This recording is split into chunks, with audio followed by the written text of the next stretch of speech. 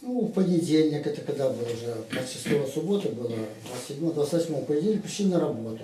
Там у нас звенит. Ну, у каждого свой объект, кинулись, что там не так.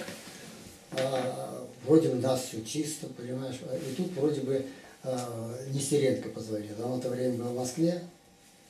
И там уже там, где-то там, то ли в Никите, я не знаю, где он был, ну, звони сюда, ребята, это, наверное, из Чернобыля пришло. Конечно, что-то надо было бы понимать, но много тогда, во-первых, впервые это дело было такого масштаба. Многие не знали, растерялись. Но, так сказать, вот, судя по этому, много делалось правильно и так далее. Конечно, мы зря бросали туда эти мешки там сбором. Но это уже другое, это уже детали, техника, которая, я говорю, в принципе, и когда на 1 мая вывели детей на улицу на демонстрацию, несмотря на все наши эти, ну, я думаю, что это тоже преступление. Не сейте панику. Какая паника? Народ надо предупреждать об опасности. Вот это паника, они боятся паники. Они боятся за свой пост.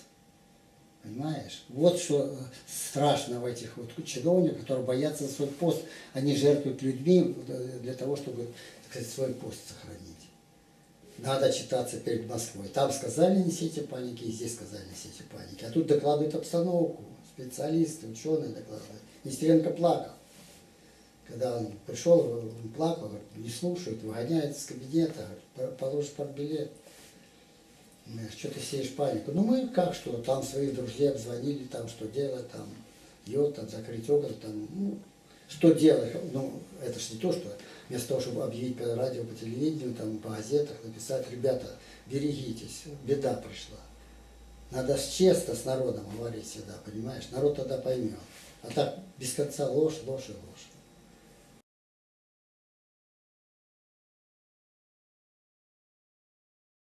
Я бы сказала, что после Чернобыля, во-первых, тоже район же в 2 раза уменьшился. Понятно, половина района оказалась под этой выселенной 30-километровой зоной. Ну, все это как бы было нормально, но мне кажется, тут усугубило развал Советского Союза. Это еще больше принесло вреда, чем Чернобыль, я считаю.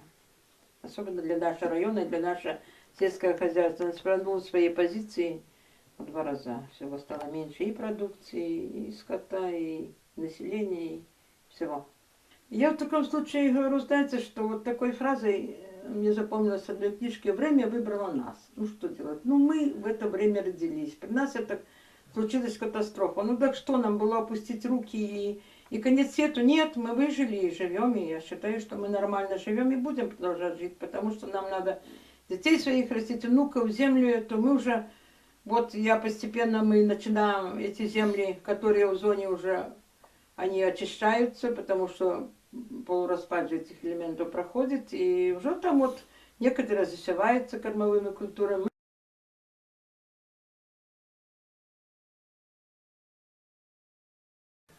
Вроде бы понимаю, что и правильно делал, но трошки у нас, вот в нашем конкретном государстве, отношение к ликвидаторам такое наплевательское, честно вам скажу, такое унижение испытываю, что если бы на сегодняшний розум, я бы не пришел.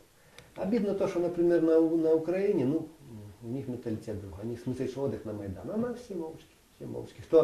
На что было мне на 4-й блок идти? Если сейчас смеяться как с дурачка, у нас на Рубле всего 2 ликвидатора. Один, который пожарник был на самом станции. И второй это я. Вот тут я возле нашего памятника стануть, это на 26-е, это я уже туда не хожу. Стыдно.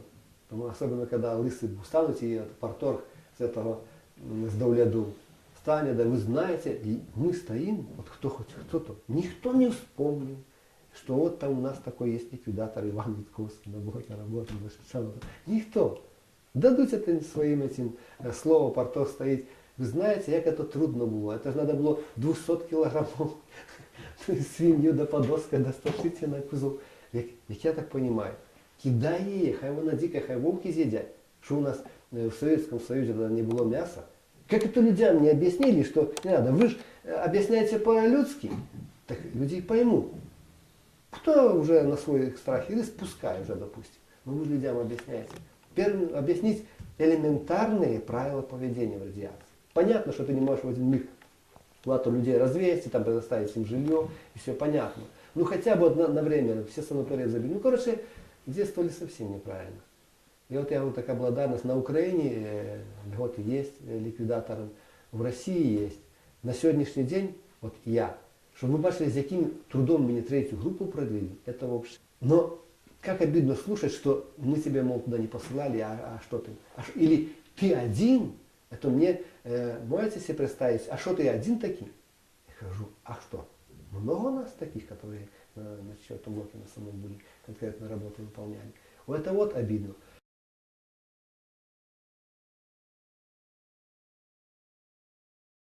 Когда я ездила по Чернобыльской программе в Германии, я выступала перед детьми, я им говорила, что вы должны знать, вот может быть, тема Чернобыля и радиации для вас далекая, но вы будете жить, и вы будете делать свой выбор. И вы должны знать, что за свой выбор вы будете потом отвечать.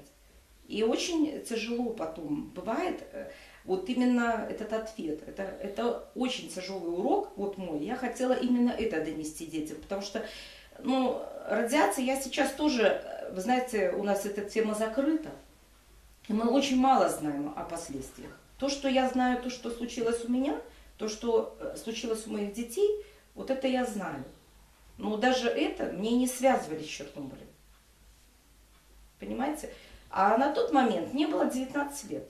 Образования у меня не было. То есть это тоже, может быть, явилось фактором-то. Хотя были люди с образованием, но мы были воспитаны так. Мы же ехали, вы что, мы были героями. Поэтому я думаю, что можно было избежать тех последствий, которые есть.